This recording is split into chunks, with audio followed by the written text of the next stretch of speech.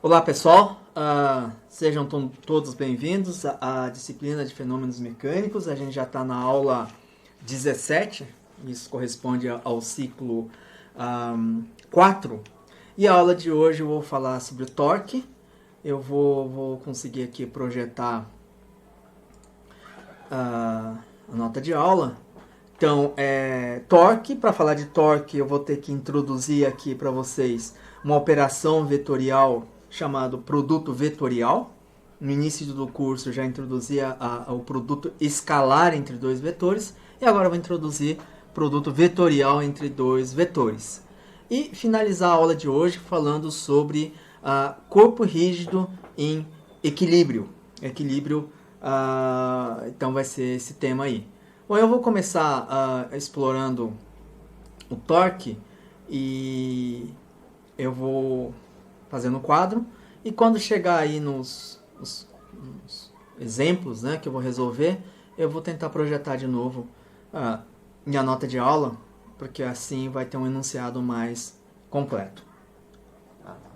Bom, sobre o torque, já adiantei um pouquinho, coloquei o título que não é nada longo, tá aí. Deixa eu só projetar direito aqui.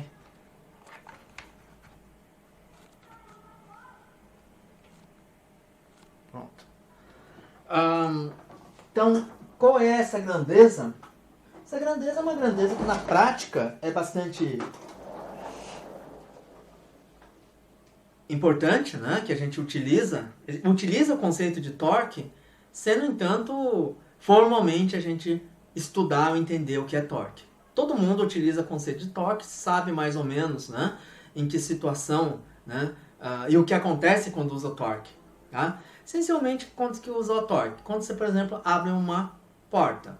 Quando eu tenho aqui uma chave inglesa, eu vou apertar, ou eu vou parafusar ou desparafusar.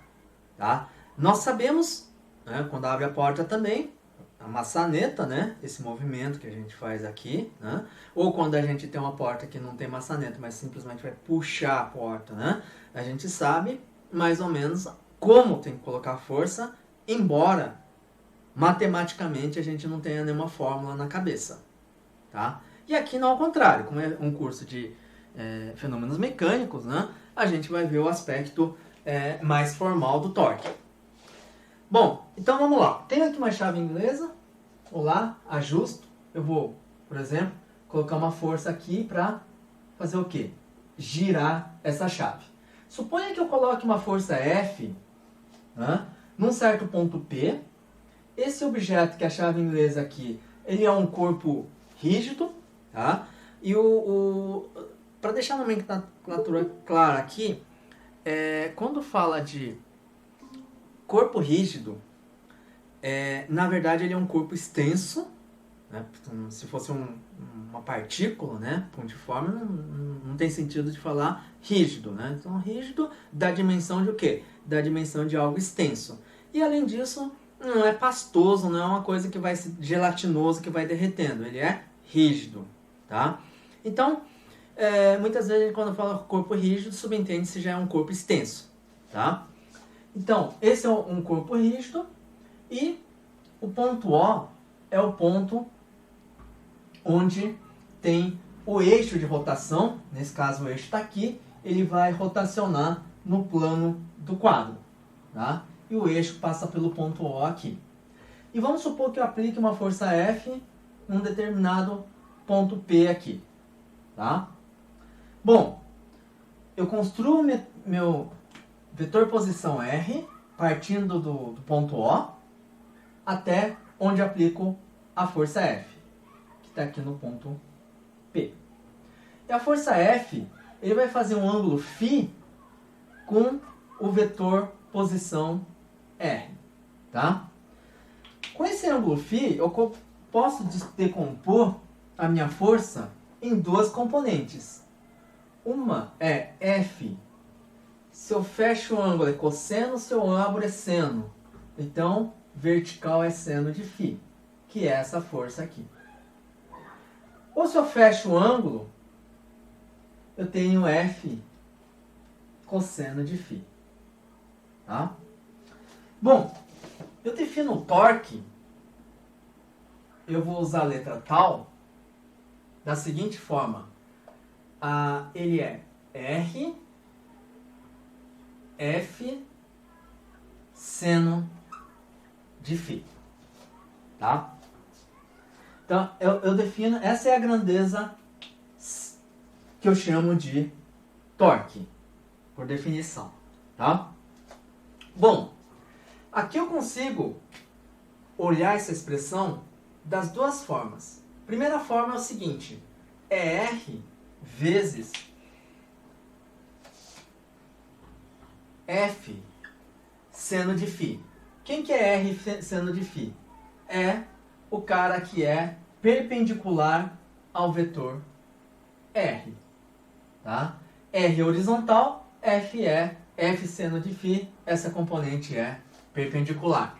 Então, para ter o torque, eu preciso ter essa distância onde aplico essa força, e essa força, o que é importante nessa força aqui, é a componente que é tangencial, ou a componente que é perpendicular a R.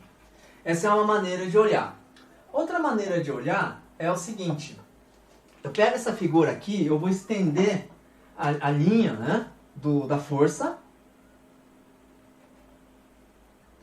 e essa linha da força que eu estendi, eu vou subir perpendicularmente até a origem. Tá? E aí eu vou ter uma distância D. Tá? Esse ângulo é φ. O outro vem para cá, também é φ. Então, eu olho agora, eu tenho um ângulo reto, eu tenho um ângulo reto, tenho um ângulo φ, e eu tenho, portanto, o R, que é hipotenusa. Então, se você olha aqui, esse triângulo que formei aqui, o seno desse ângulo φ é o cateto oposto, que é D, dividido por R, que é o módulo do vetor R. Ou seja, D é R seno de φ. Tá? Então, eu venho aqui, eu posso olhar torque como sendo R seno de φ, que é D, vezes F. O D é chamado o braço de alavanca.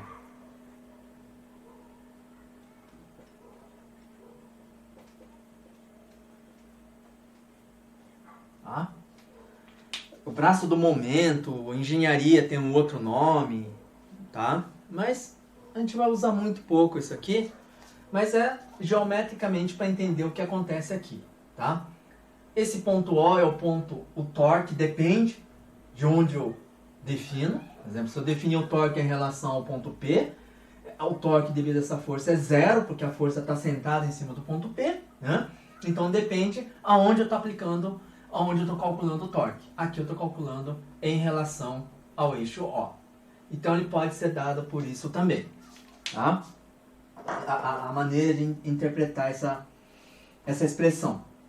Bom, unidade no sistema internacional para o torque. Ele é força vezes distância. Tá? Força é Newton, distância é metros.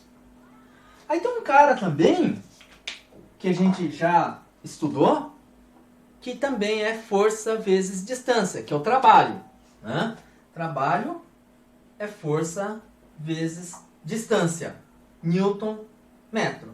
E trabalho a gente chama de unidade de trabalho, a unidade da força, no sistema internacional da distância, Newton vezes metro. E nós chamamos esse aqui de Joule. E a questão é, vou chamar esse cara de Joule? Tá? A resposta é não. Porque apesar de ser Newton por metro, o torque não é uma grandeza relacionada à energia. Tá? Talvez seja meio frágil falar desse jeito, né? Porque a unidade é força vezes distância, Mas uma outra maneira de talvez convencer vocês é de que o torque, na verdade, a definição que eu fiz aqui é uma definição escalar, em termos de componente. Porque o torque, a grandeza torque, é uma grandeza vetorial. De fato, depende para onde que está essa força, o sentido de rotação da chave inglesa muda, tá? Então, torque é uma grandeza vetorial e não é uma grandeza relacionada à energia. Portanto, a unidade do torque, ao contrário do trabalho que a gente chama de joule no sistema internacional, no sistema internacional o torque não tem um nome específico. É simplesmente Newton vezes metro.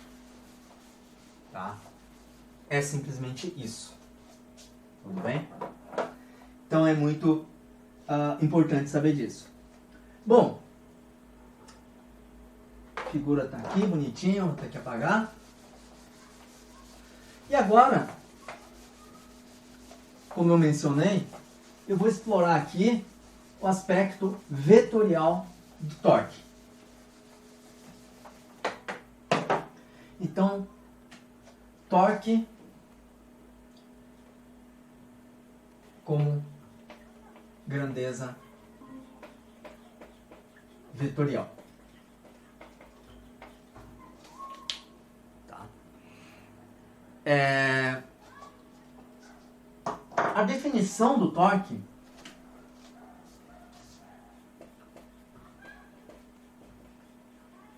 é a seguinte: torque, que é a grandeza vetorial, é simplesmente... Bom, antes de definir, eu vou fazer o seguinte. Eu vou desenhar um objeto aqui, rígido, um corpo rígido. Tá aqui. Eu tenho um eixo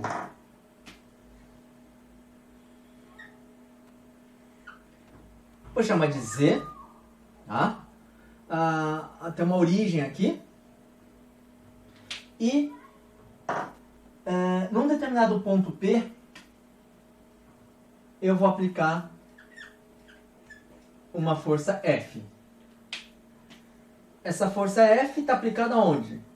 Na posição dada por vetor R. Que eu vou colocar o ângulo φ. É muito parecido com o que eu tinha antes, tá? Então vamos lá.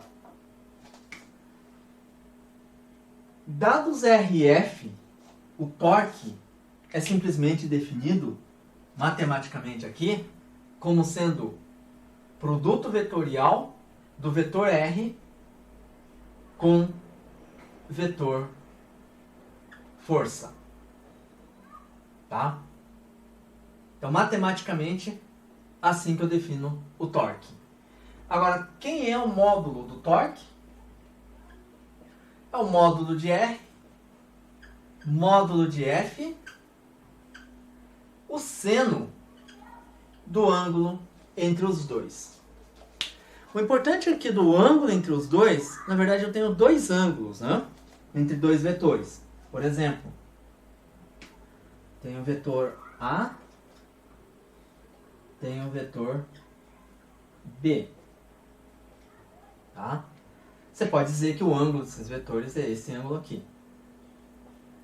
Uma pessoa mais distraída, ou mais o do contra, né? Pode falar que o ângulo é esse aqui.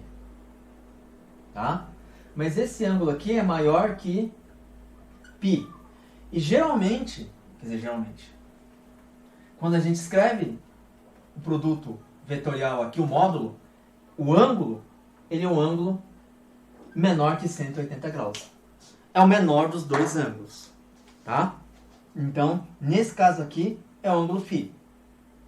Tá? Não o de baixo. De baixo é maior do que π. Então, quando a gente fala do ângulo...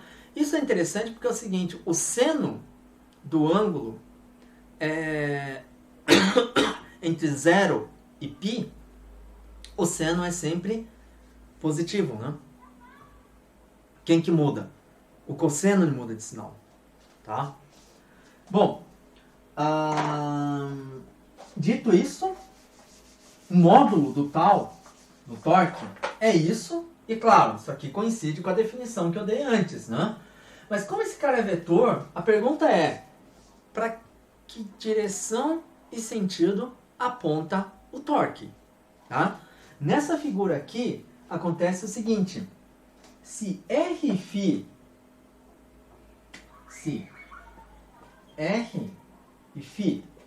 não, RF, estiverem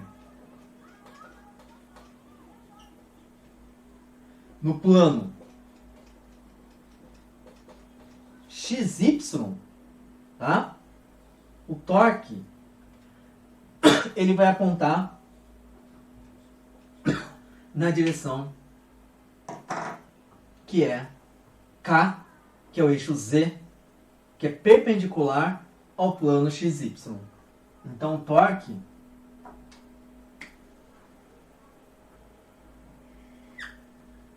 vai estar aqui, tá?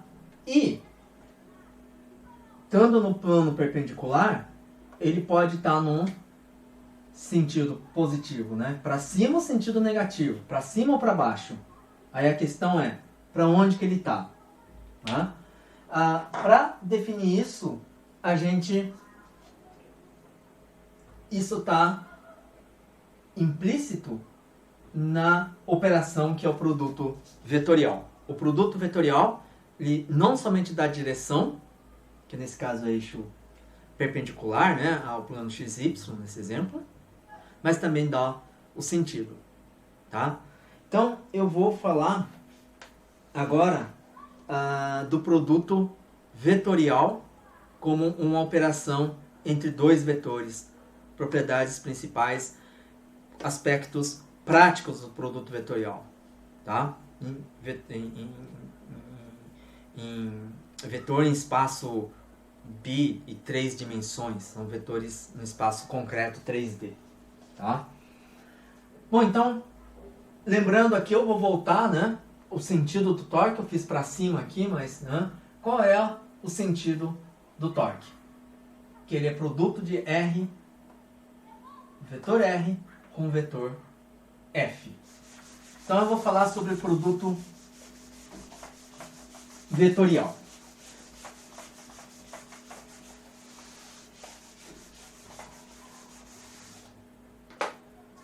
Produto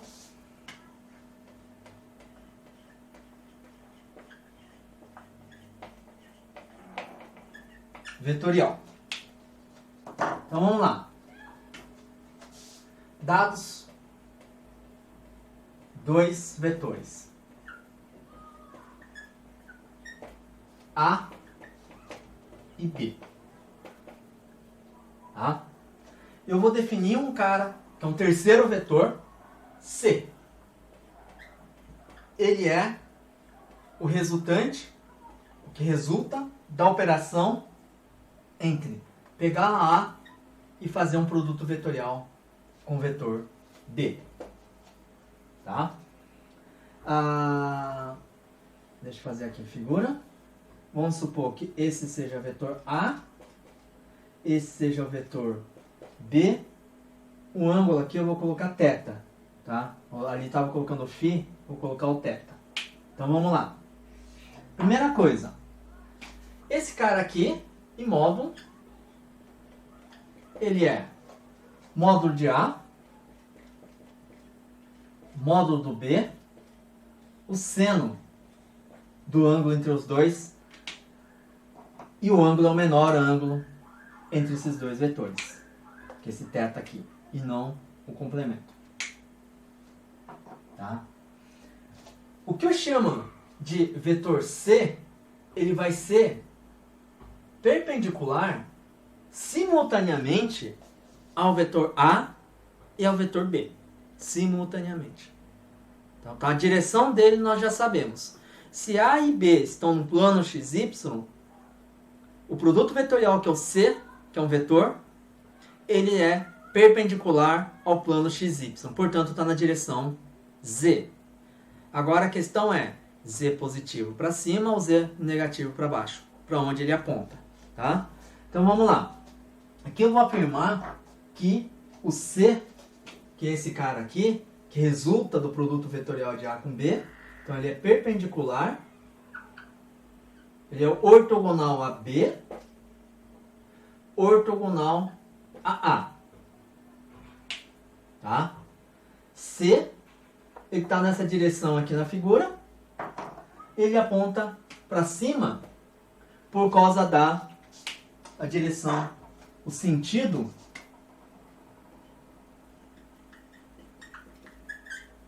é dado que nós chamamos pela regra da mão direita. Tá? Algo importante aqui em fenômenos. Física, né? Vocês podem pensar, lá no terceiro ano do ensino médio, quando a gente vê campo magnético, força magnética, a gente viu a regra da mão esquerda. Tá? E aí agora você está me mostrando a regra da mão direita. Aí a pergunta é, tem a regra da mão esquerda e a mão direita? E se tiver, quando usar? Bom, o importante aqui, na verdade, é o seguinte. Não importa em que mundo você viva. Quer dizer, aqui na Terra pelo menos, né? Existe algo chamado produto vetorial. Que é isso aqui. E tudo que leva em conta produto vetorial, a regra é a regra da mão direita. Tá aqui. Tá? O que a regra da mão direita diz? Você pega dois vetores A e B que não são colineares, né? Nesse caso aqui. Vou pegar o vetor A, apontando para cá. Vetor B que está apontando para cá. E eu vou fazer o produto de A com B. Deixa eu entortar um pouquinho, fica mais fácil de ver. A com B. O vetor C, eu pego a mão direita, e vou de A para o B, com os 4 dedos. E aí o polegar eu mantenho rígido. Aí quando eu faço esse movimento de levar o A para o B, esse movimento com a mão, o polegar dá o sentido do vetor C. Tá? Então isso é regra da mão direita, que é adotado aqui para algo que chamamos de produto vetorial.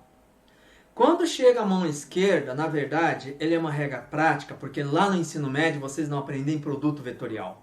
Então tem uma regra mnemônica. E a regra mnemônica leva em conta um sinal negativo que aparece ali, né, na hora de fazer, da corrente elétrica, né, que funciona a regra da mão esquerda quando o pessoal fica fazendo isso. Você não sabe se é direita ou esquerda, aí troca para cá, o cara é destro, canhoto. Esquece tudo. Esquece. Tá? Lá em eletromagnetismo, fenômenos eletromagnéticos, daqui 2 quadrimestres, tá? Quando vocês entrarem em campo magnético, força magnética, lembre-se o quê? Produto vetorial. E no produto vetorial só tem a regra da mão direita. Ponto. Tá? E aí tá tudo resolvido aí. Tá? Então, isso é a regra da mão direita. Eu vou de A para B, polegar aponta para o C. Então, esse é o sentido do vetor.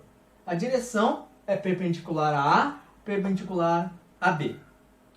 Dito isto, a gente verifica que, ao contrário do produto escalar, se a gente fizer B vetor A, é fazer B indo para A. Se eu fiz a figura aqui antes,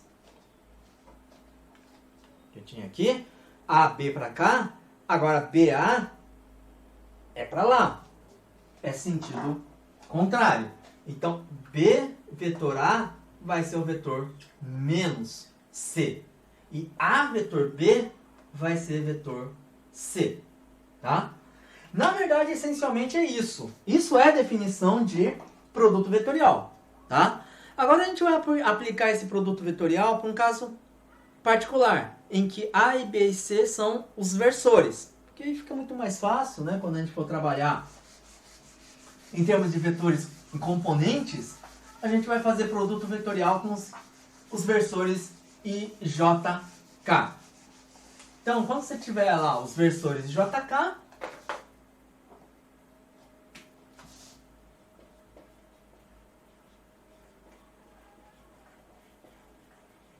I na direção X, J na direção Y, K na direção Z.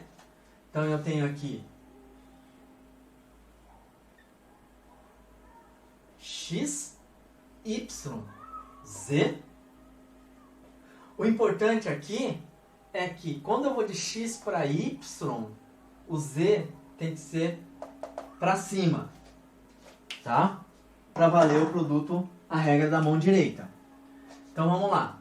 Versor I, versor J, versor K.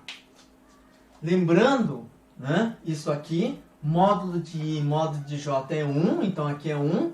Então o que vai acontecer aqui? O seno do ângulo entre eles, o ângulo entre eles é 90 graus, tá? Então o módulo do que sair do produto vetorial I com J, que é o K, K com J, etc., todo mundo vai ter módulo 1. A direção, né, a gente já sabe, é ortogonal aos dois, e o sentido, a regra da mão direita. Então, daqui a gente vê de cara aqui, se a gente fizer I, vetor, I, J, vetor, J, K, vetor, K, é tudo igual e vai dar 0. Tá? E aí quando a gente for fazer aqui I, vetor J, I, vetor J, X para Y, o K para cima. Então isso aqui é K. E isso é menos J, vetor I. Tá? Vou colocar aqui. Primeiro aqui, se eu inverto, é menos J, vetor I. E I, vetor J é K. Agora eu vou pegar o J com K. J para a direita, K para cima. E vai dar I. Então, J, vetor K é menos K, vetor J. E esse cara vai dar I. Agora eu vou pegar o K com I. K está para cima, I está saindo. Vai dar J. Então, KI, que é menos I, vetor K, isso aqui é vetor J, tá? Então, com isso, vocês têm o produto vetorial aí entre dois versores quaisquer, entre I e JK, tá?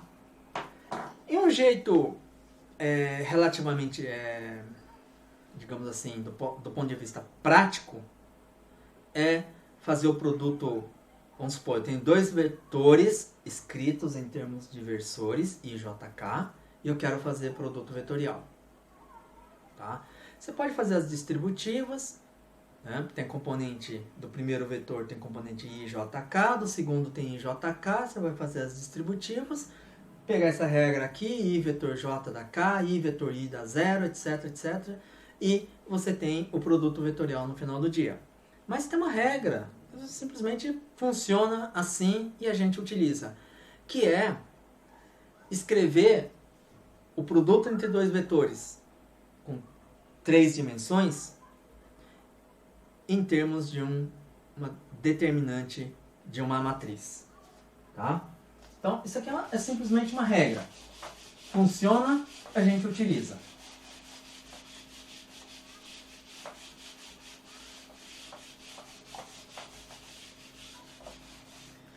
Então vamos lá.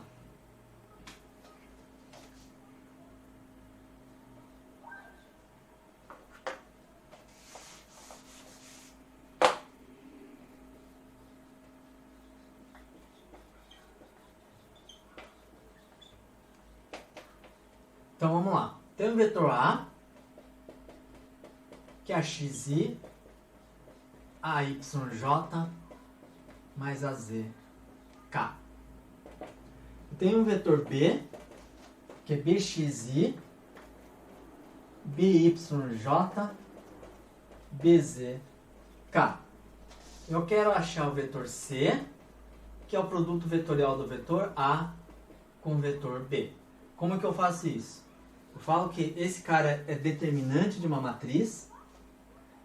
Na primeira linha determinante eu coloco os versores I, J, K. Na segunda linha eu coloco os primeiros termos, os componentes do primeiro vetor, que é a X. Não coloco o versor, só coloco componente. A Y, a Z.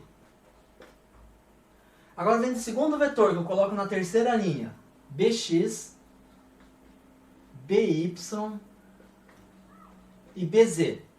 Agora é só calcular o determinante.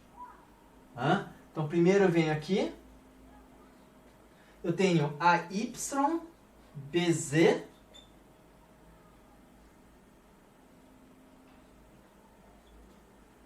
menos AZ, BY, I. Tá? Quando eu faço, estou multiplicando aqui. Mais, agora no J, AZ, BX, menos J, AX, BZ, na direção J. Você sempre troca aqui, aqui é AZBX, aqui é AXBZ. Se aqui é Z e X, o versor aqui tem que ser relacionado ao Y, não X e Z, então tem que ser J. Tá? Então vocês vão começar já, à medida que vão se familiarizando, resolver isso aqui rapidamente. E o K, o último, é AXBY menos AY BX direção K. Tá? Então você tem componente X. Então esse aqui é CX. Esse aqui é CY. E o último aqui é CZ. Tá? Componente Z do vetor C que eu construí a partir do produto vetorial de A com B. Tá? Isso é tudo que vocês precisam saber de produto vetorial nessa disciplina aqui. E provavelmente lá em fenômenos eletromagnéticos também. Tá? Não muito mais do que isso. Bom, isso aqui, e lembrar sempre o seguinte: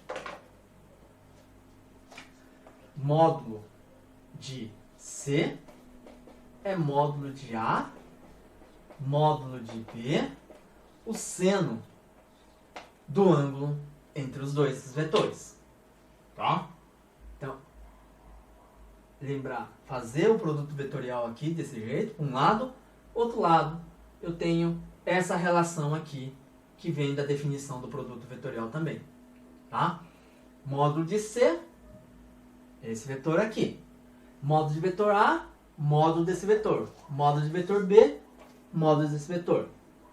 E para quem não lembra direito, vamos fazer isso usando como um exemplo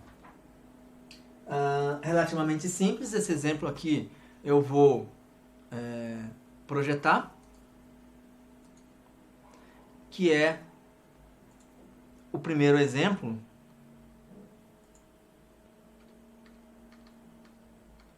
Tá aqui. Tá? Então eu tenho uma força F, menos 8i mais 6j, na verdade é bidimensional, né? Está no plano XY, tem componente x e y, newtons, age sobre uma partícula com vetor posição, dá vetor posição em metros, 3i mais 4j. Quais são? Item A, o vetor torque sobre a partícula ao redor da origem, tá? Em notação de versores, então em termos de jk, e B, o ângulo entre as direções de R e F. Tá? Então é basicamente aplicar o que acabei de explicar para vocês. Tá? Então vamos lá. Daria até para manter aqui no seguinte sentido, tá? Eu acho que vai ficar meio horrível. Aqui, exemplo 1. Eu tenho aqui força vai ser menos 8I mais 6J newtons.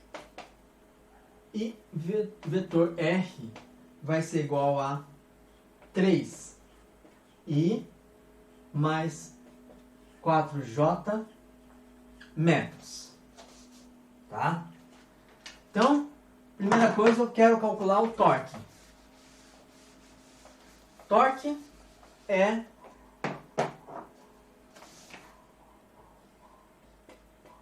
R vetor F, tá? Em relação à origem, por quê? Porque eu tenho esse vetor aqui, posição, é em relação à origem, tá? Então vocês colocam no plano XY, né? Dá para saber qual que é a posição desse cara. Se tem um plano aqui XY, então ele é 3 no I, 4 no J, então ele é esse vetor aqui que eu chamo de R. E tem o vetor força, que ele é menos 8I, então ele é negativo. Desculpa, ele é negativo, ele é para a esquerda e ele é para cima. Então ele é um cara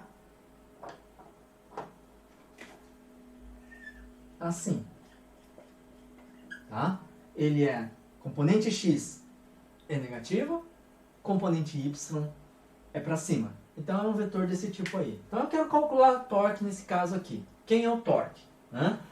Bom, duas componentes, poderia fazer aqui, coloco o R, coloco o F, fazer distributiva. Ou, se não tiver com muita preguiça, posso vir aqui, usar isso aqui. Mas já treinando.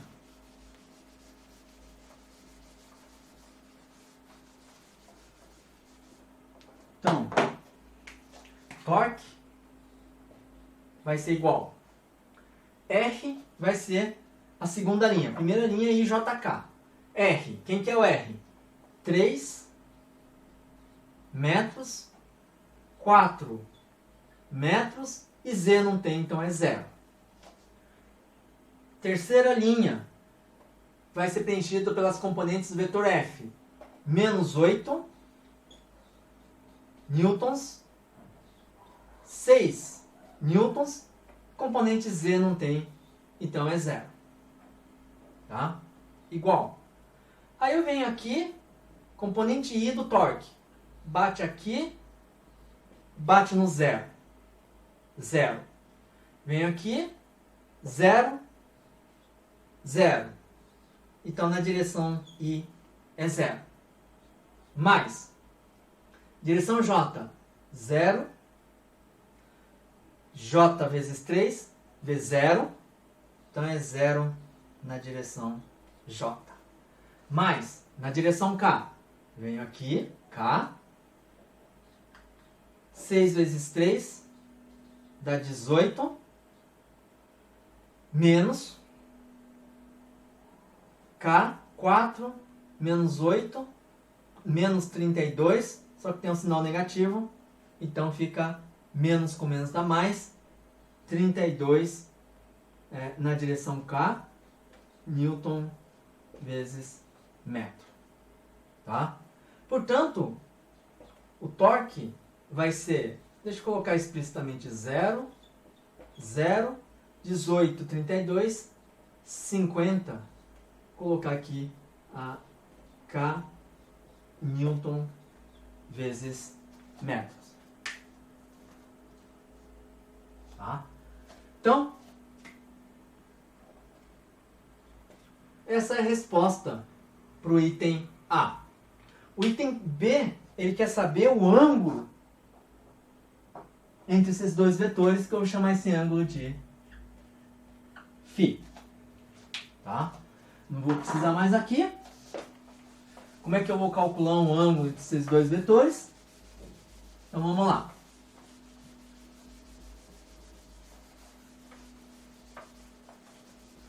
do produto vetorial, da definição do produto vetorial, eu sei que módulo de tal é módulo de R, módulo de F, seno do ângulo entre os dois vetores. Tá? Na verdade, quando eu faço isso aqui, tem que tomar cuidado, porque eu tenho que trazer esse cara para cá, R, e aí esse é o ângulo aqui. Tá? Sempre tem que tomar esse cuidado aqui quando eu falo do ângulo. Ó, esse na verdade é o ângulo φ. Você coloca o rabinho dos dois vetores juntos e o ângulo que der é o ângulo entre os dois vetores. Tá? Bom, módulo de tal é 50 Newton vezes metro, igual módulo do vetor R é raiz de 3 ao quadrado mais 4 ao quadrado, os componentes ao quadrado. Vai estar 1 metro quadrado, extrai raiz, aqui vai ficar metros. Né? Módulo de força, raiz. 8 menos 8, 8, tanto faz, porque eu vou elevar ao quadrado, mais 6 ao quadrado. Aqui é newtons.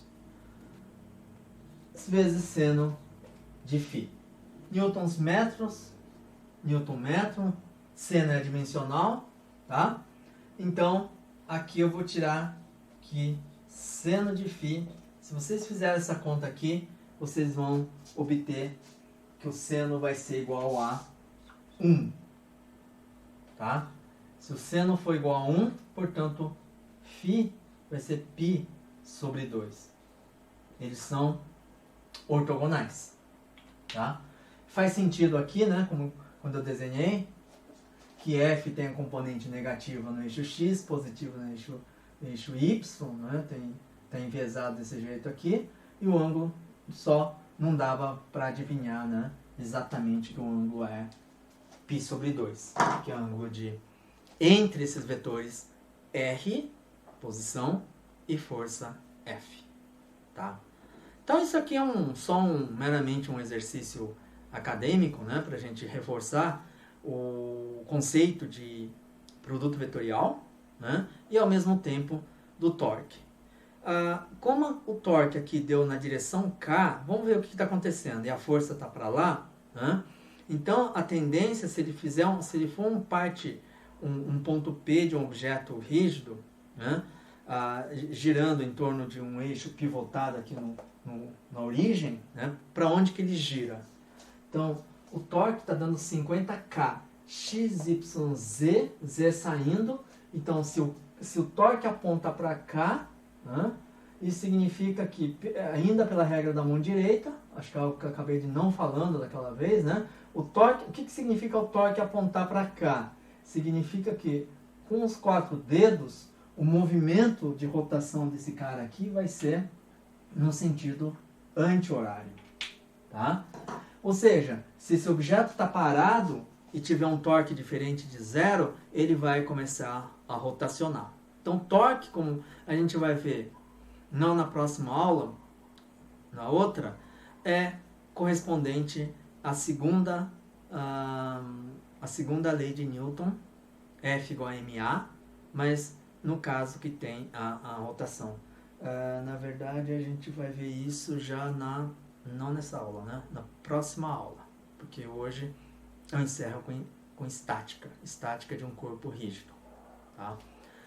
Então é isso. Se eu tenho um torque diferente de 0, é como se eu tivesse uma força diferente de 0 que produzisse uma aceleração. E só adiantando um pouquinho, né, o que o torque diferente de 0 vai produzir? Vai produzir uma aceleração angular. Tá? Então esse objeto, se estiver em repouso, vai começar a girar. Né? E se o torque tiver nesse sentido aqui, eixo Z positivo, ele vai girar no sentido anti-horário. Tá? Se o torque estiver para dentro dos 4 dedos, né? O torque estiver para dentro, o objeto vai girar no sentido horário. Tá? Isso é muito importante. Bom, o próximo tema agora é falar sobre o corpo rígido em equilíbrio, a estática do corpo rígido. Tá? Então,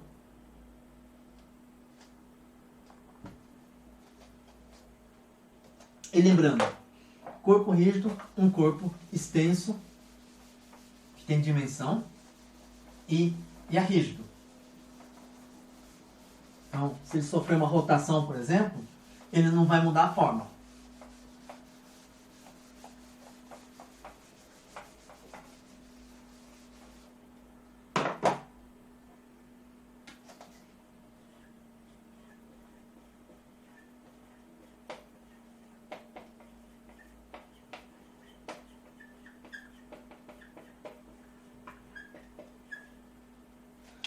Só para recordar aqui,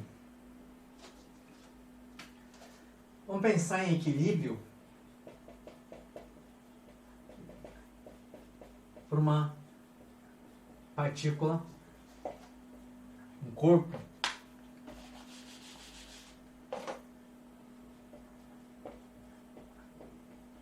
pontiforme. Particularmente no equilíbrio, a gente viu na parte lá de interpretação gráfica da energia potencial, onde o U tem o menor valor, né?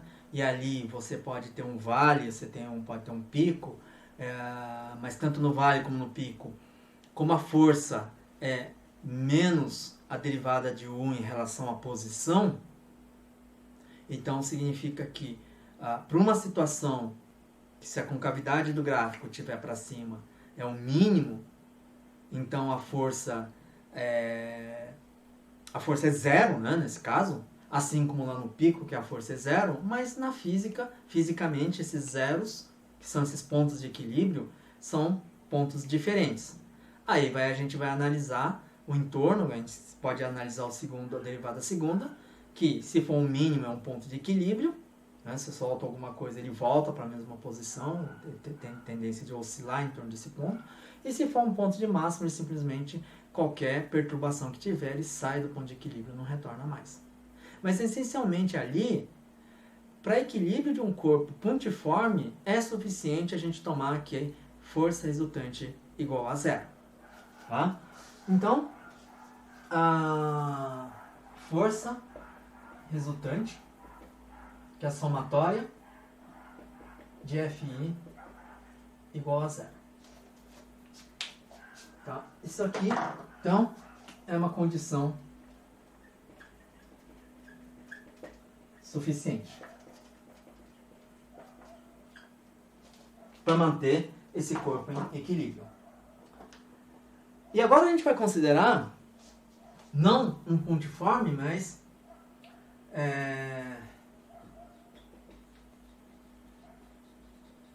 uma barra, um corpo rígido de comprimento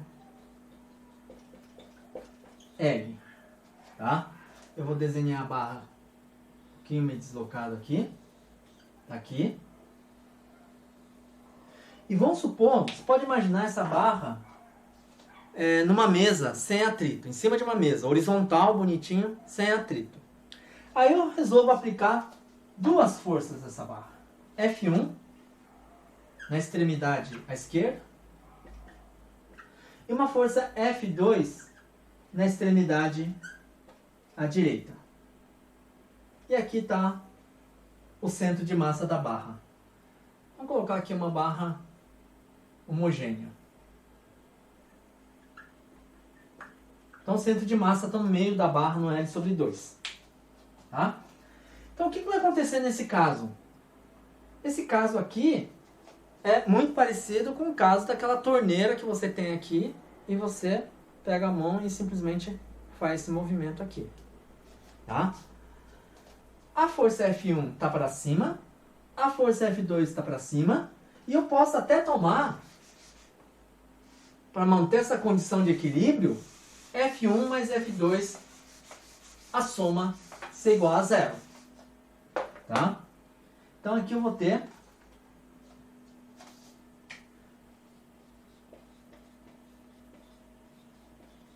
F1 mais F2, que a força resultante seja igual, a força resultante seja igual a zero. Tá? Um está para cima, outro está para baixo. Mesmo módulo. A gente sabe que esse corpo vai girar. Em particularmente aqui vai girar em torno do seu centro de massa. Tá? Quando não tem nenhum eixo fixo, a tendência vai ser o corpo girar em torno do seu centro de massa. Tá?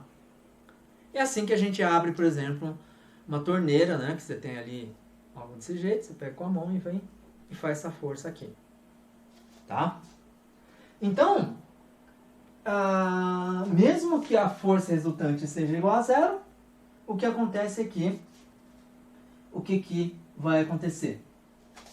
Eu vou ter torque, que é R1 vetor F1 mais R2 vetor F2. Quem que é R1 e R2? Vou fazer. A força F1 está aplicada aqui. Centro de massa, que é o eixo de rotação. Eu vou calcular o torque em relação ao centro de massa, porque é o eixo de rotação. Vou definir o vetor R1. Vai partir daqui, vai até aonde está aplicada a força F1. A mesma coisa para o vetor R2, que é o vetor posição, que é a posição onde está aplicada a força F2. R1, isso aqui eu chamo de X e Y. O R está na direção X negativo, o F está no Y positivo. Se eu pego esse cara aqui, eu trago o F para cá, o R para cá, trazer o R para cá. R1. Quando eu faço o produto vetorial R1, F1, é para dentro. Para dentro é negativo. Então aqui vai ser menos módulo de R1, que é L sobre 2. Módulo de F1, F1. Seno do ângulo é 90 graus, tá 1 só. O torque desse lado. O R2, eu vou levar R2 para cá, F2 para cá, eu tenho R2F, faço o produto vetorial, e R vetor F eu tenho o quê? Para dentro de novo, menos L sobre 2 F2. Na direção K. E isso aqui é diferente de zero. Então, se for diferente de zero, o que acontece é que a tendência vai ser a barra girar no sentido tá negativo, para dentro. Torque para dentro. Torque para dentro, ele gira no sentido horário. E como pela figura fica fácil ver que ele gira de fato no sentido. Então gira no sentido horário. Tá? Então, se a força resultante é igual a zero, mas torque é diferente de zero, esse objeto, o corpo rígido, não está em equilíbrio. Tá? Agora, deixa eu considerar uma outra situação hipotética. Na verdade, uma situação prática, é uma situação específica, é o seguinte. Tá? Então, a gente concluiu que se tiver um torque diferente de zero, não tem equilíbrio. Agora, deixa eu pegar uma situação que o torque vai ser zero.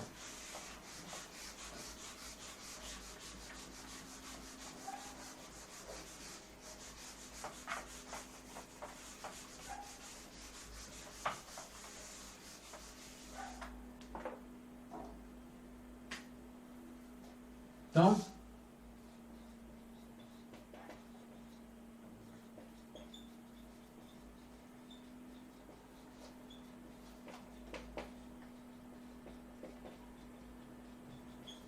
eu vou ter aqui um corpo rígido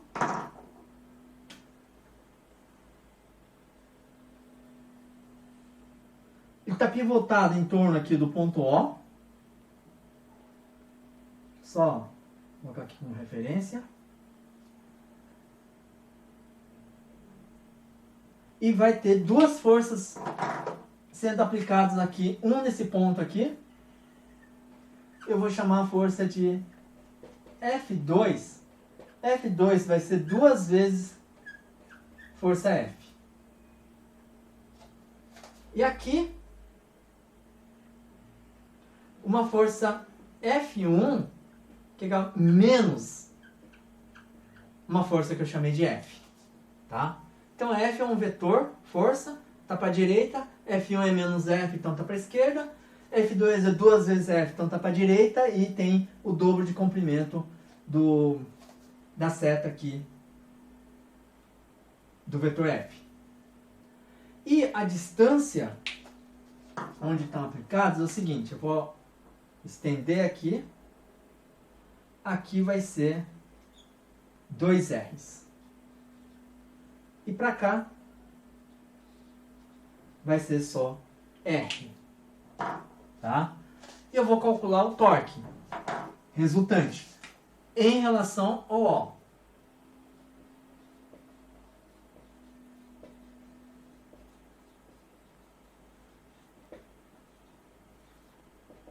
Torque vai ser R1 vetor F1, R2 vetor F2. Vou colocar o eixo X para direita, Y para cima, X, Y, Z, Z saindo. Tá? Então vamos lá. Vetor F1 tá aqui. Vetor R, ele vai partir daqui.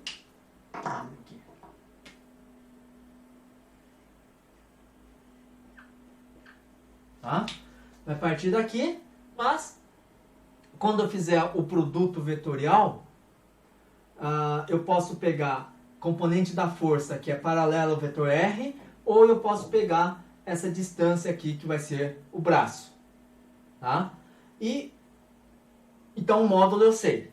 Agora direção a sentido, vamos lá, R1 está aqui, F está aqui. Deixa eu levar o F1 para cima, R1 está aqui, R vetor F, então é Z positivo. Então o primeiro termo vai dar, o braço desse cara é 2Rs, a força, o módulo é F. Só. E para o R2? R2 eu venho aqui, o braço é R, faço o produto vetorial, R2 vou trazer para cá, R2F. Aí quando eu faço R2F, ele é para dentro, então é menos. Vai dar o braço é R, só que a força é duas vezes F, na direção K. As forças são diferentes, mas os braços também, de tal maneira que um compensa o outro e o torque resultante igual a zero. Então, esse sujeito aqui, o torque é diferente de zero. Tá? A pergunta é, só com isso eu garanto que esse sistema está em equilíbrio? Se ele não estiver fixo, o que acontece?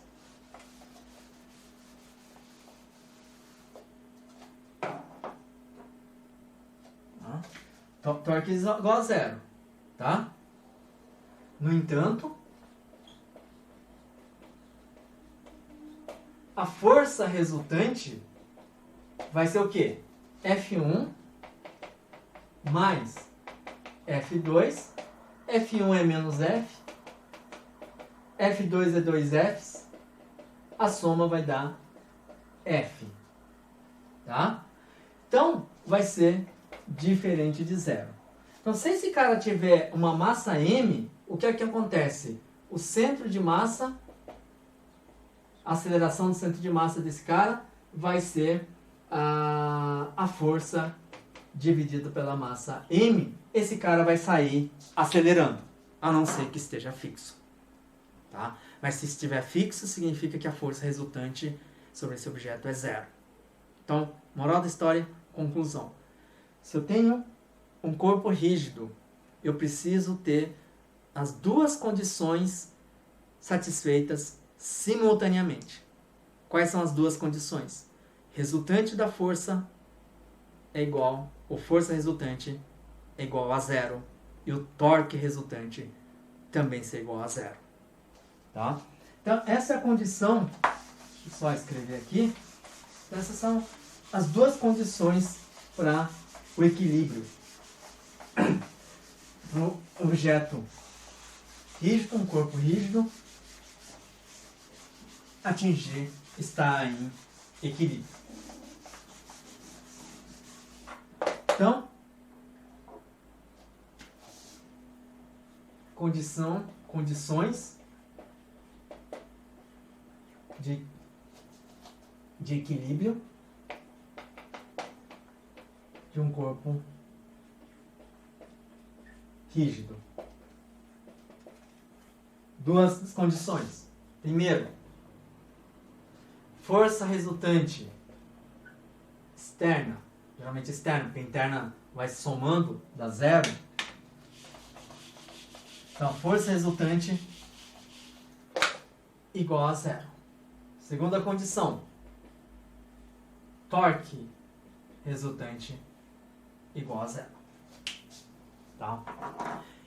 Essas duas condições precisam ser obedecidas simultaneamente. Tá? Bom, para ilustrar melhor isso aqui, eu vou resolver dois exemplos. Tá? Deixa eu começar aqui pelo primeiro exemplo, que é esse aqui. Vou fazer uma breve explicação aí, o que está acontecendo.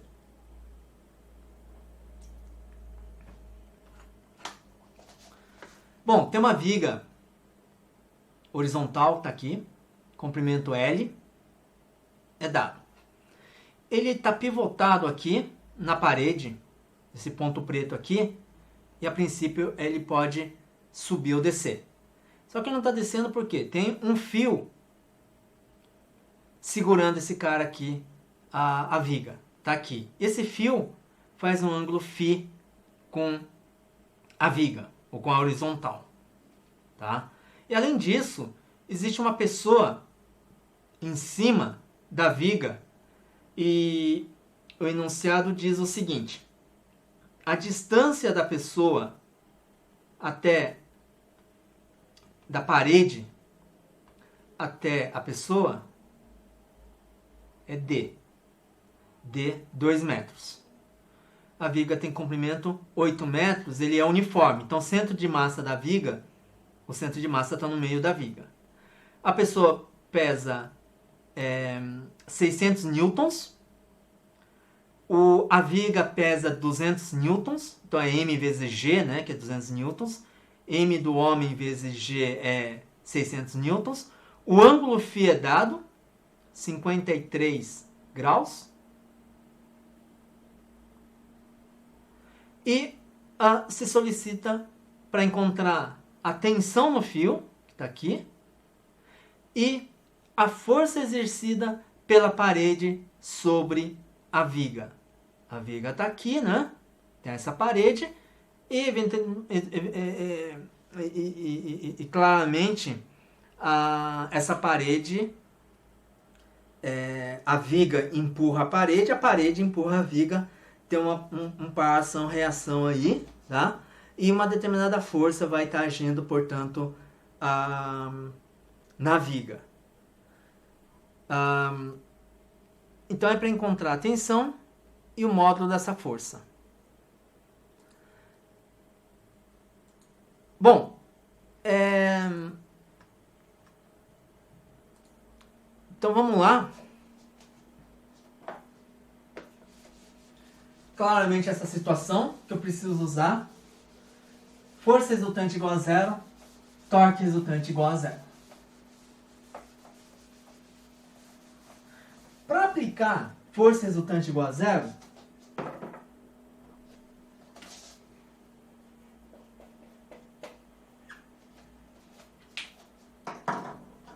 não muda muito muito, mas muda um pouquinho, é em relação ao procedimento que nós fizemos lá na parte do ciclo 2 para calcular a força resultante. A força resultante tem várias forças no sistema e diferentes direções, né? A gente decompõe a força. Para fazer isso, a gente fazia o quê? Diagrama de corpo livre. Mas ali naquela ocasião de fazer o diagrama de corpo livre, a gente colapsava todas as forças num único ponto, que apesar de ser assim um objeto extenso, a gente colocava num único ponto e calculávamos o quê? Força resultante igual a zero para a condição de estática, de equilíbrio. Né? E agora vai ser diferente porque esse corpo, além de calcular a força resultante, eu preciso calcular o torque. Porque se eu coloco a força em diferentes pontos do objeto, isso vai gerar torques diferentes. Tá? Então é importante para o torque em que ponto eu estou colocando a minha força. Então o diagrama de corpo livre que eu vou fazer aqui, na verdade ele é um objeto extenso e não colapsado como costumava fazer no ciclo 2. Tá? Então deixa eu fazer aqui o diagrama.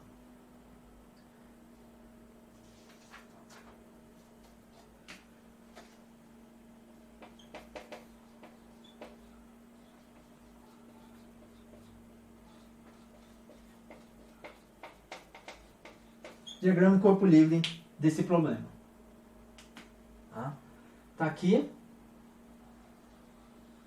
a viga. Tá? Primeira coisa, tinha um fio aqui puxando. Então esse cara está tensionando, tem uma tração aqui, chamo de T. O ângulo φ é dado. Tá? Outra coisa, tinha um homem aqui, em pé. Certamente esse homem ele vai pisar nessa viga, e pisando nessa viga vai transmitir uma força que é W do homem. Tá? O módulo é o peso do homem. Aí vem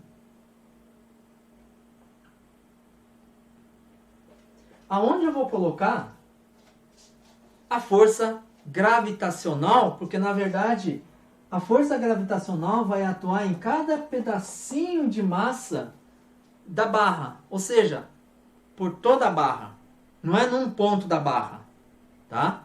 Mas lá no sistema de partículas, né, a gente chegou à conclusão que a gente pode colocar uma força externa como se toda a força atuasse no centro de massa, tá? É verdade aqui? É verdade, mas tem uma condição, na verdade, que é o seguinte. No caso especial dessa força ser a força gravitacional, imagina um prédio enorme, né? O que acontece?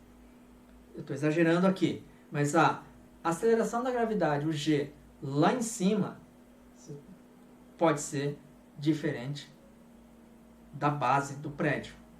Porque G é constante, é uma suposição que a gente faz, uma aproximação que a gente faz quando a gente não vai para distâncias muito altas. Tá? É uma aproximação. Então, se eu tiver um objeto muito preciso para fazer essa medida, eu vou descobrir que o G vai diminuindo com a altura.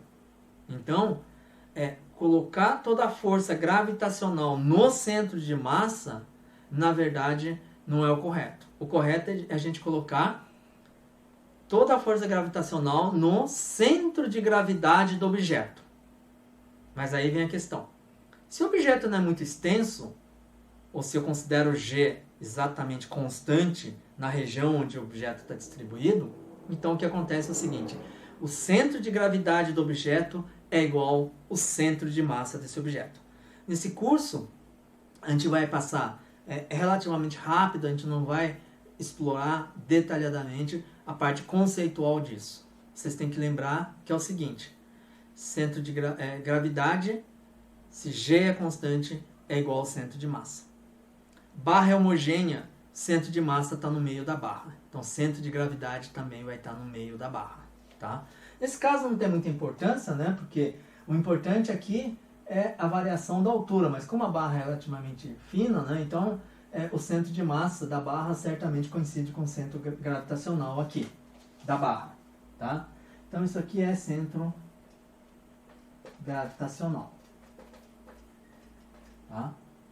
Iguais se G é uniforme.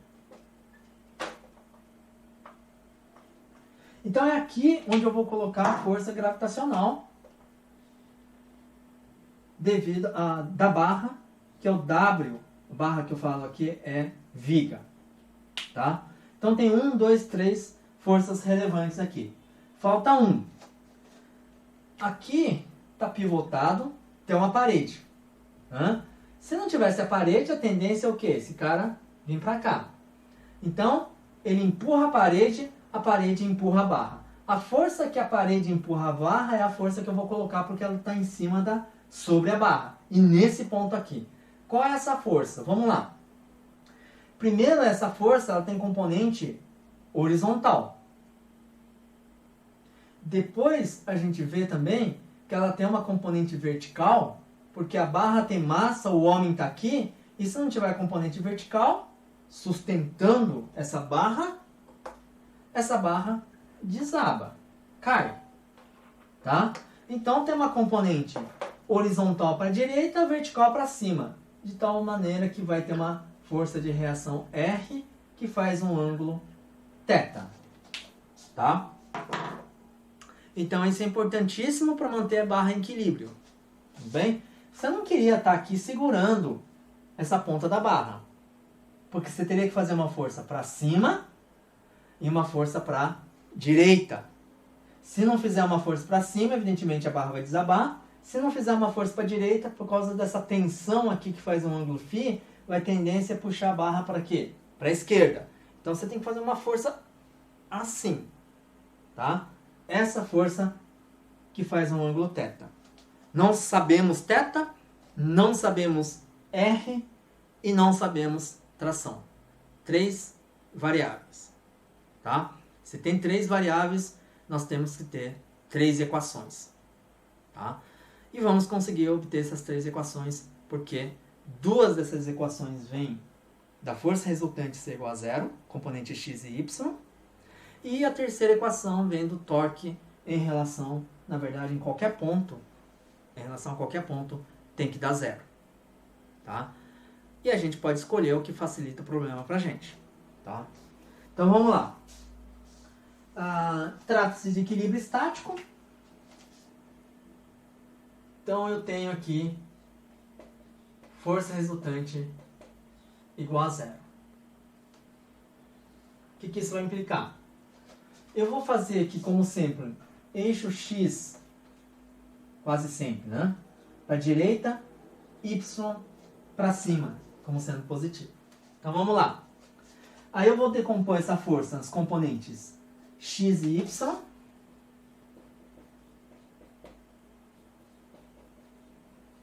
E ver o que dá. Na direção x, eu tenho aqui a r cosseno de θ,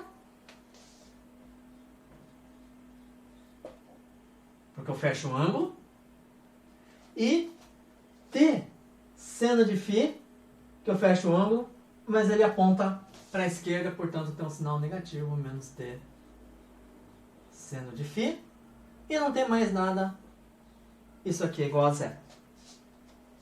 Tá? Aí eu vou ter uma outra equação, que agora é componente y. R seno de θ, vou colocar aqui essa força aqui, T, desculpa, cosseno, seno de φ positivo para cima também, menos W do homem, menos W da viga igual a zero. Então eu tenho essas duas equações aqui. Tá? E aí, eu vou ter uma terceira equação que torque em relação a o ponto O, que eu vou colocar aqui, que torque resultante igual zero, tá? Mas quem que é o torque aí? Torque resultante, somatória de todos os torques.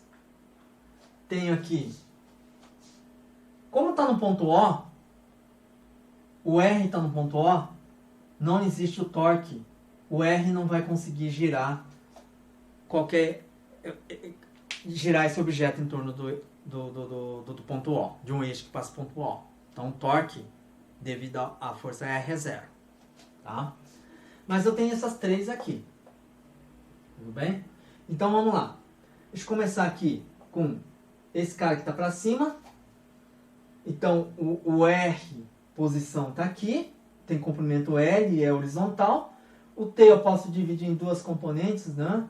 Para ficar fácil, que é para cima e outra é paralelo. Paralelo não vai produzir nada. Para cima vai ser o R vetor T para cima. R vetor T para cima vai ser para fora. Vai ser eixo Z positivo. E o módulo vai ser L, T, seno de φ. Tá? Positivo. Aí torque devido a esse cara. O R está aqui. R vetor trabalho não é W, que é peso, né? Eu faço isso aqui, regra da mão direita. R, W, regra da mão direita. Para dentro, ele vai tender a gerar no sentido horário. Então é negativo, então vai ficar menos. A distância aqui vai ser, é dado, é D, W do homem.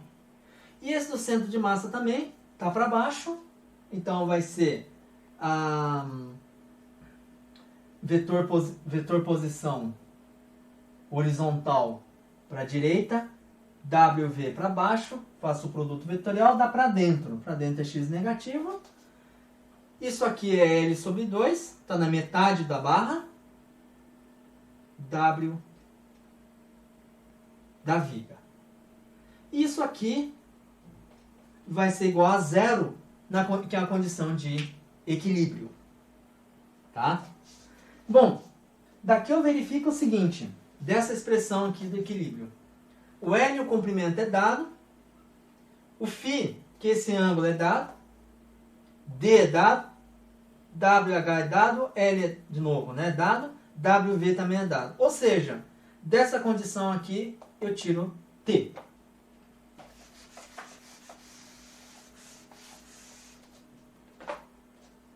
Então vem aqui em cima.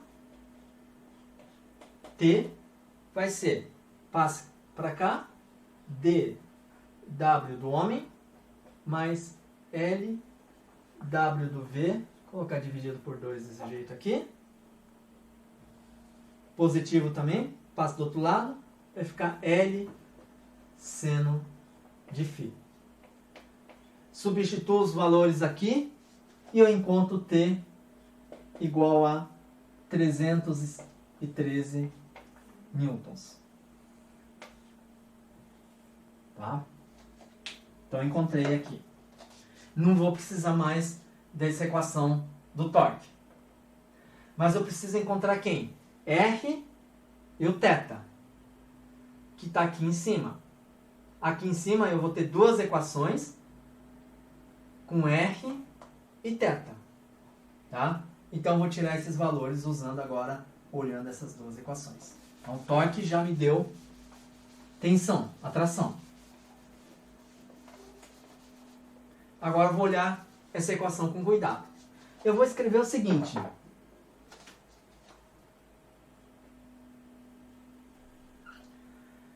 Vou passar menos t cosseno de φ para lá, vai ficar R cosseno de θ igual a t cosseno de φ. Vou passar esses caras para cá, isolar o R seno de θ. Então, R seno de θ vai ficar menos T seno de φ. Vai ser mais, porque eu vou passar para o outro lado, mais W do homem, peso do homem, mais WV, peso da viga. Tá? E a partir daqui, não vou precisar mais dessa equação, porque é igual, só fiz uma manipulação. E cheguei no conjunto dessas duas equações embaixo. E agora eu vou fazer o seguinte. Eu vou pegar a equação de baixo e dividir pela equação de cima, membro a membro. Lado esquerdo com lado esquerdo, lado direito com lado direito. Se eu fizer isso, dividindo o de baixo por de cima, o lado esquerdo vai ficar seno dividido por cosseno de θ, que vai ser tangente de θ. E aqui vai ficar menos T seno de φ mais W do homem, W da viga, dividido por T cosseno de φ. T, acabei de achar, 313 newtons. O φ é dado, W do homem, W do V também, então é só substituir os valores numéricos nessa expressão, vocês vão encontrar o valor para tangente de θ e vão encontrar o ângulo θ, que vai ser 71,1 graus. Tá? E agora só vou precisar achar o módulo da força de resistência, de reação, né? R. Onde está R? Por exemplo, aqui. R cosseno de θ, T cosseno de φ. Como agora eu tenho θ, eu tenho T, eu tenho R. Então, dessa equação aqui, eu tiro que o R é T cosseno de φ dividido pelo cosseno de θ. Tá? E aí vocês vão achar R igual a 581 newtons. Tá? Então esse é o resultado final. Bom, então, essencialmente, em relação ao que eu tinha lá no ciclo 2, quando a gente calculava a força resultante igual a massa vezes a aceleração, agora a gente está na situação estática. Então a gente quer que a aceleração seja igual a zero, ou seja, resultante da força igual a zero. Como a gente está tratando de objeto extenso, não é suficiente. A gente tem que impor também que o torque seja igual a zero. Então é mais uma equação que surge aí. Tá? Tudo bem? E algo que é importante, eu mesmo acabei não fazendo, uma sugestão aqui do livro texto do Serway, é pegar o torque em relação a um outro ponto diferente e ver se consegue chegar no mesmo resultado, porque a princípio eu estou numa situação de equilíbrio estático. O torque é igual a zero em todos os pontos de referência. Tá? Então não é em particular somente em relação ao ponto O. Eu posso pegar o torque em relação a esse ponto aqui e impor igual a zero também. Tá? E o resultado disso aqui não pode mudar. Continuando ainda falando sobre equilíbrio de um corpo rígido, eu vou resolver mais um problema. Vou projetar aqui o enunciado.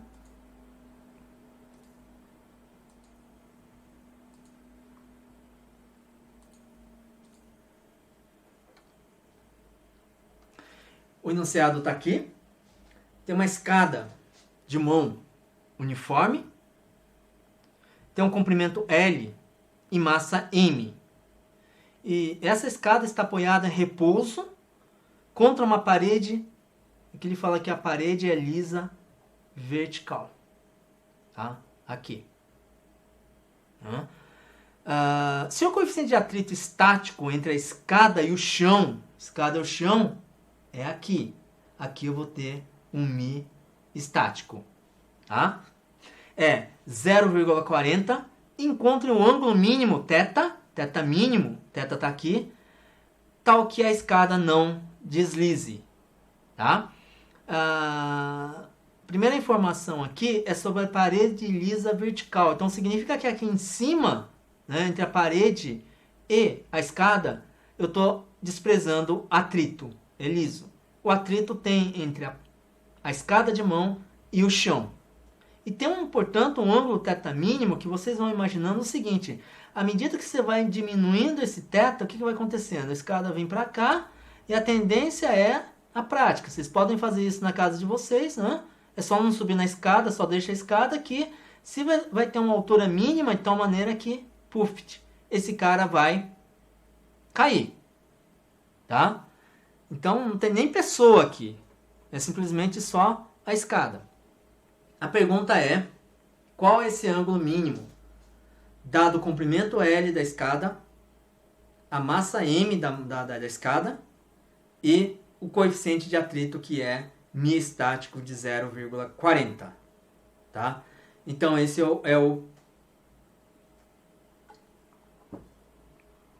esse é o problema que eu vou resolver.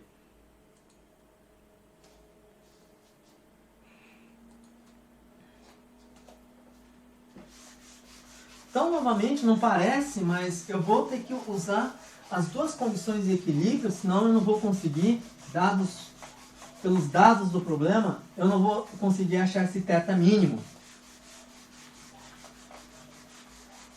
E como é um objeto extenso, não basta a força resultante igual a zero. Eu tenho que impor a condição de torque resultante ser igual a zero também. Bom, então, exemplo 3.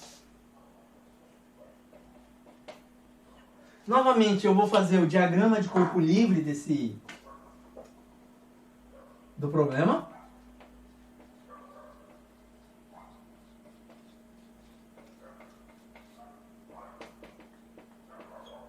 Então, eu tenho aqui uma escada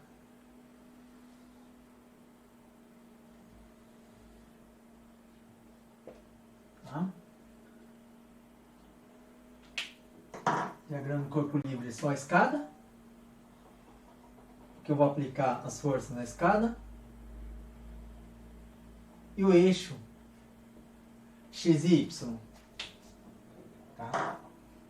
Primeira força que vai ter aqui é no meio, no centro de massa, que também é centro gravitacional, eu vou ter uma força Fg, força gravitacional, que é M, que é a massa M da escada, vezes G, que é a aceleração da gravidade, ou campo gravitacional. Tem isso também. Segundo é o seguinte, a escada, ela, se você for uma pessoa, em vez da parede segurar a escada, certamente você tem que fazer uma força para levantar a escada, tudo bem, mas na verdade é o seguinte, essa parede ela está fixa aqui, né? E a tendência é o que é? A escada fazer, a parede está fixa e a escada está aqui apoiada, né? Então ela faz uma força para cá e essa força, escada faz a força na parede, parede faz a força na escada, e essa força é somente uma força normal, porque se eu tivesse outra componente, significa que tem uma força de atrito aí, a parede é lisa. Então, a palavra parede é lisa, impede de ter uma força que é vertical nesse caso. A normal nesse caso é horizontal, porque é normal a parede, que a parede é vertical. Tá? Então essa força normal, como vai ter uma outra força normal, eu vou chamar força normal 2. Tá? E aqui é o seguinte, quando a escada apoia no chão, tem duas forças. Primeiro, a força normal,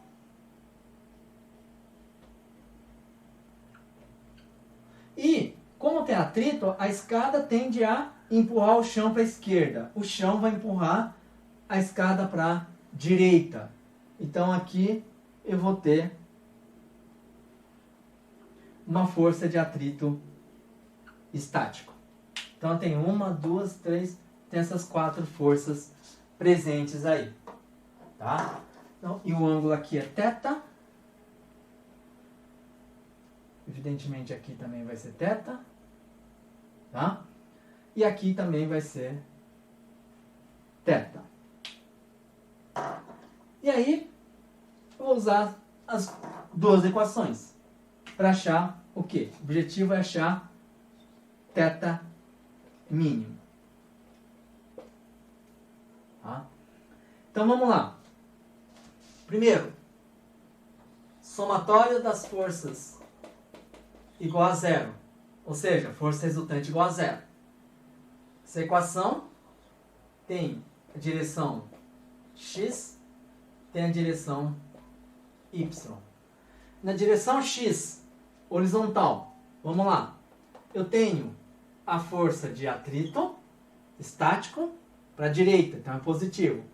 E eu tenho a força normal da parede sobre a escada, que é para a esquerda, então negativo. Isso dá zero. Direção y, que é vertical. Eu tenho a força normal 1. Eu tenho menos mg, que é para baixo. Isso aqui vai dar igual a zero. Tá? Então, nesse caso aqui, apesar de ter uma força de atrito estático aqui, quando a gente olha na direção vertical, a gente vê que simplesmente a força normal que o chão exerce sobre a escada é simplesmente igual a mg. Tá? Embora a escada esteja lá envesada. Tudo bem? Então, ainda o plano que a gente está olhando aqui em relação ao chão. Então, essas duas equações aqui. Essas duas equações vão dar o seguinte: a força normal 2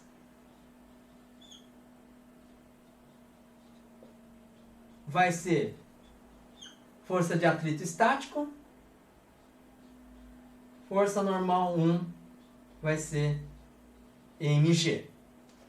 Agora eu só consigo relembrando que quando a gente tem atrito estático e pergunta qual é o valor da força de atrito estático, depende da força que eu coloco ali. Tá? Então se eu tenho uma caixa ali, eu vou empurrar a caixa. Tento empurrar, não consigo. Por quê? Porque o atrito estático, a força de atrito estático, mais a força que eu aplico, a somatória dá zero. Aí eu vou aumentando a intensidade, vou aumentando. Vai chegar uma hora que a força de atrito estático vai ser máximo, e se eu colocar uma força maior do que esse máximo, esse objeto sai do lugar. Qual é o valor do máximo? A força de atrito estático máximo, relembrando lá do ciclo 2, é o coeficiente de atrito estático vezes a normal. Tá? Então, essa é a situação que a gente está tratando. É num limite que a gente quer o θ mínimo, a força de atrito estático é máximo. Que acima desse cara aí, ele começa a deslizar. Tá? Então, é por isso que a força de atrito é máxima. Então, na iminência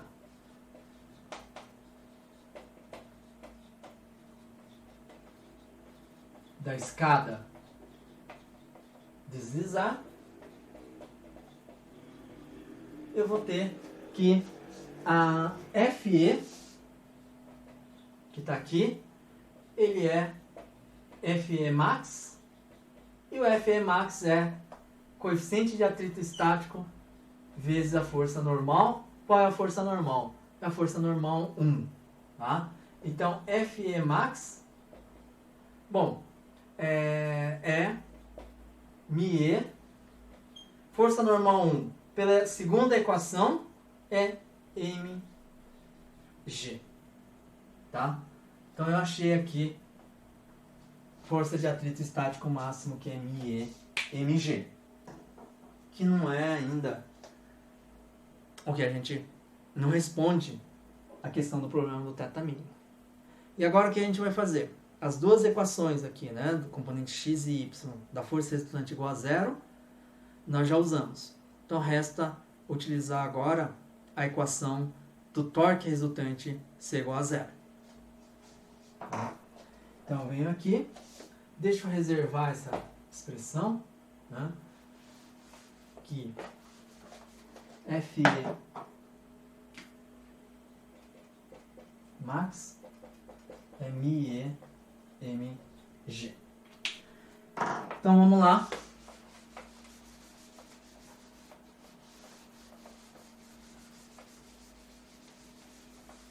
Agora eu vou ter que somatória tal I igual a zero. E vamos calcular aqui relação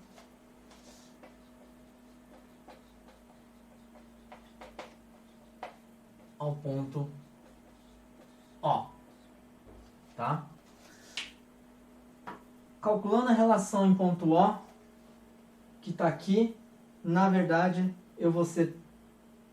não vou ter o torque devido à força normal 1, nem à força de atrito estático, mas sim simplesmente devido à força gravitacional, que é a força-peso da escada, e a normal em cima da escada aqui devido à parede.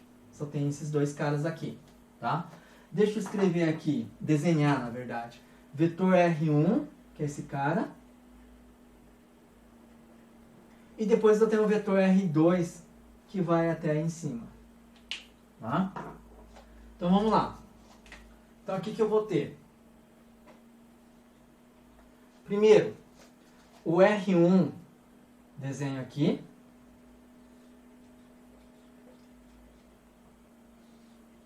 MG está aqui.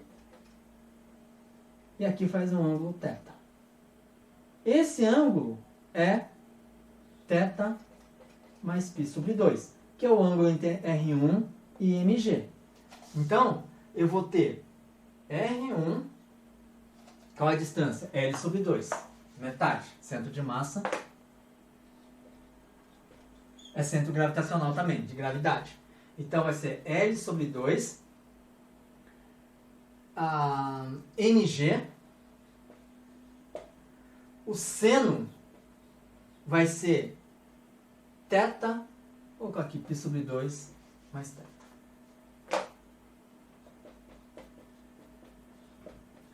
Tá? Mais. Aí eu vejo R vetor MG, né? Aponta para dentro. Aponta para dentro, então tem um K negativo. Porque positivo é para fora. Então sinal negativo aqui. Mais. Aí eu vou ter essa força. Deixa eu desenhar esse cara aqui. Eu tenho o vetor R1, R2, que eu desenho para cá, prolongo esse cara, e eu vou ter esse ângulo aqui. O ângulo não é θ, é o complemento, é o contrário. Ele é o π menos o θ, que é o ângulo entre R2 e o Fn2. Tá? E se eu fizer o produto vetorial, R vetor F para fora, então é positivo.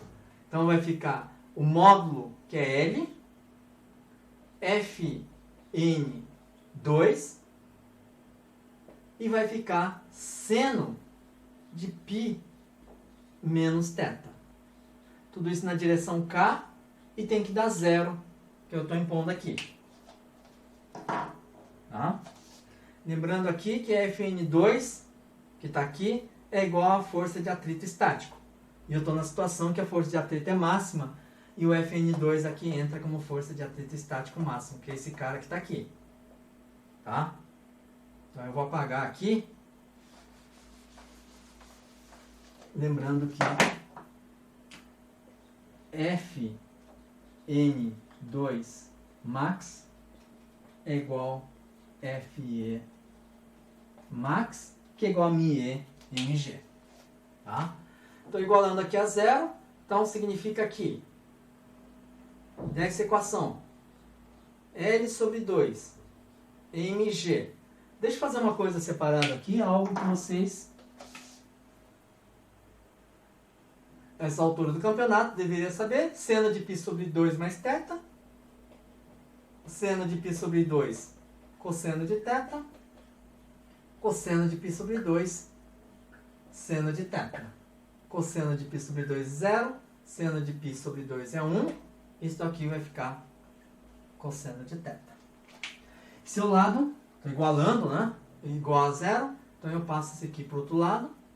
Fica L mg cosseno θ igual o outro lado. L Fn2 max, que é μ e mg. E aí o seno de π menos θ é seno de π, cosseno de θ, menos cosseno de π, seno de θ. Seno de π é 0, cosseno de π é menos 1, menos 1 com menos 1 dá mais 1, então isso aqui é simplesmente seno de θ. mg vai embora com mg, L vai embora com L. Aí, quem que é esse θ? Esse θ aqui é o θ mínimo. Tá? Essa sua relação só vale para o θ mínimo. Quem sobrou aqui? Eu quero calcular, eu posso passar o cosseno para cá, eu tenho aqui, portanto, tangente de θ mínimo. Tangente de θ mínimo é, passo o μ dividindo, já tenho 2, fica 1 sobre 2 μ. Tá? Aí você substitui o valor de μ, que é 0,4, e chega à conclusão que o θ mínimo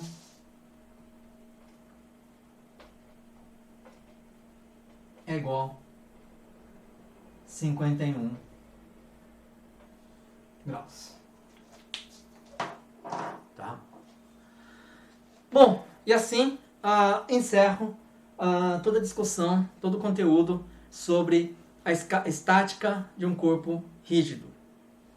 O que eu vou fazer na aula de sexta-feira é a situação em que eu vou ter uma força, um conjunto de forças aplicado num sistema, no corpo extenso, corpo rígido.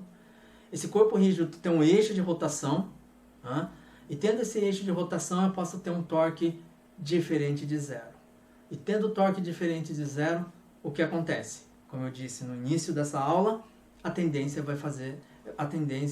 é fazer com que esse torque faça esse objeto girar. Então é sobre isso que eu vou falar. Bom, então eu fico aqui por hoje e a gente se vê na próxima aula na sexta-feira. Um abração, tchau, tchau.